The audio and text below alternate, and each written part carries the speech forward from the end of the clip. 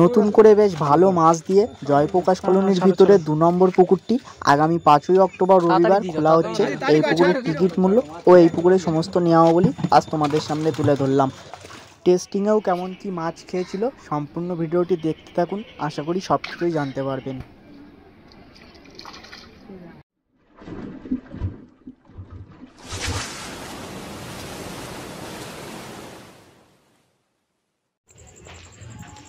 বন্ধুরা, আজ আপনারা যে পুকুরের ভিডিওটি দেখছেন এটি পানিহাটি যে জয়প্রকাশ কলোনির পুকুরটি ছিল, এটি তার দ্বিতীয় পুকুর।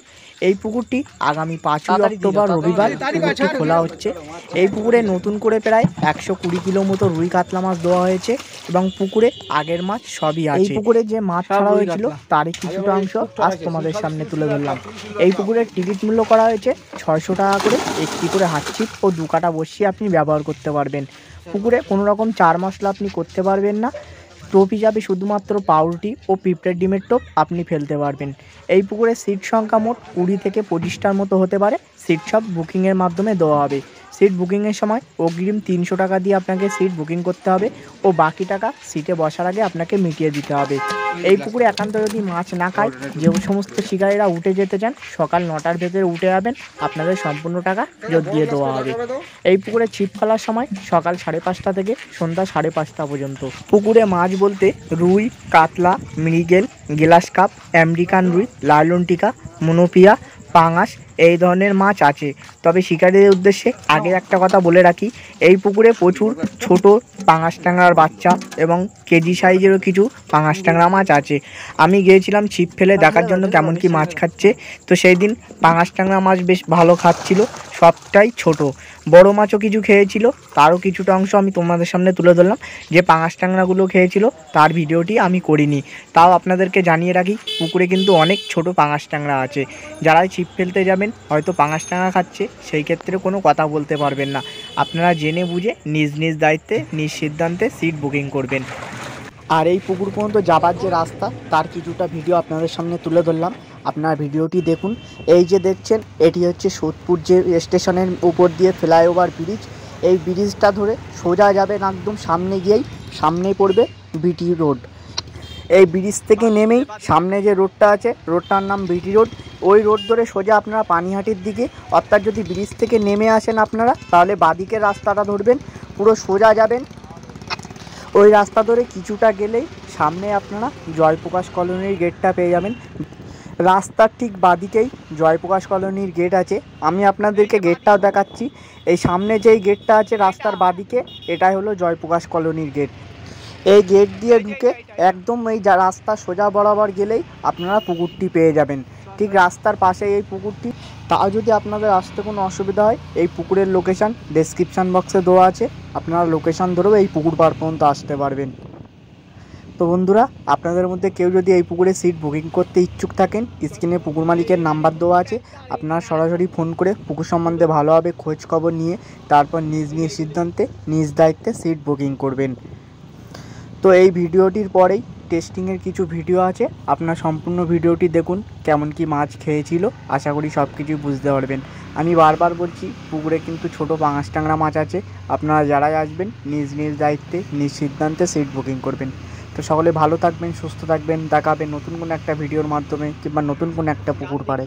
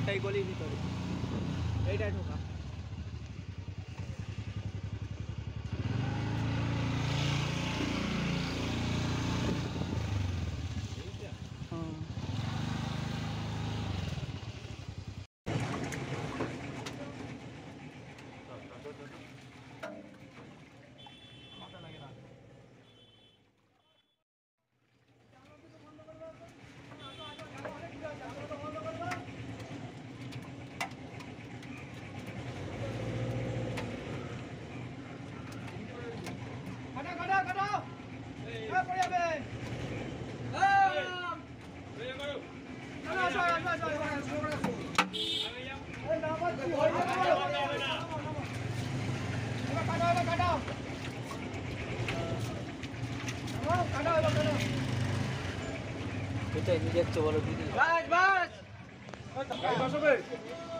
এইখান থেকে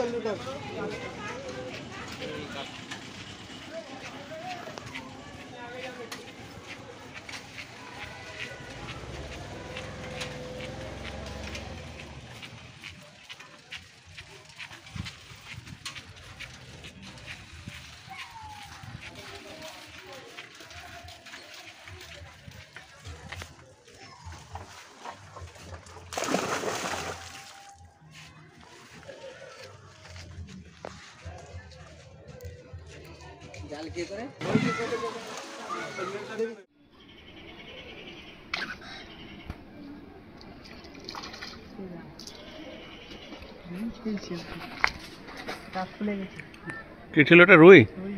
না, এখানে রুই কিছু নেই।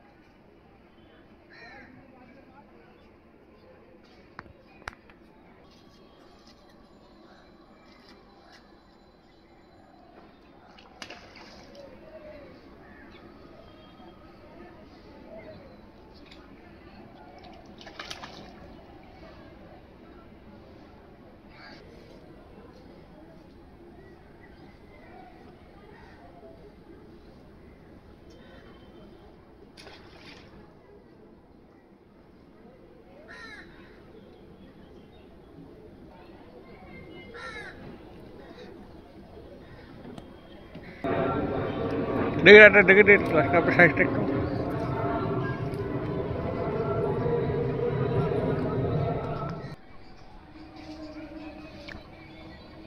এটা কি মাছ? সাইজ তো ভালোই আছে।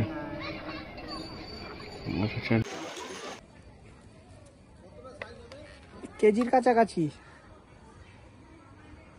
কাছাকাছি চলে যাবে রুই মাছটা।